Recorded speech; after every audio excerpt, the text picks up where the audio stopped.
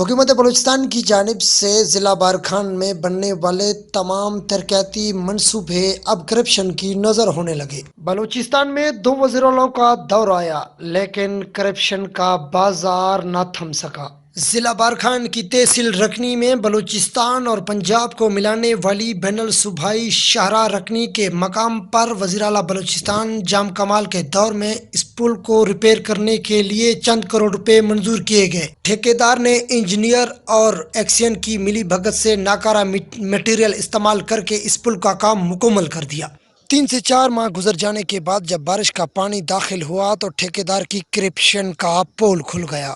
تقریباً 3 سال گزر جانے کے بعد نہ تو ٹھیکیدار کے خلاف کوئی قانونی کارروائی عمل میں لائی گئی اور نہ تو دوبارہ اس کو تعمیر کرنے کے لیے کوئی خاص اقدام نہ سامنے آ سکا۔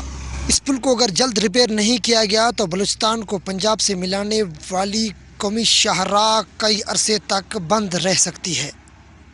مقامی لوگوں کی وزیراعلیٰ بلوچستان اور NHA سے مطالبہ کیا ہے کہ کرپٹ ٹھیکیدار کے خلاف قانونی کارروائی کر کے اس پل کو دوبارہ ریپیئر کیا جائے۔ کیمرہ ٹیم کے ساتھ شیر احمد کھیتران، وش نیوز، بارکھان۔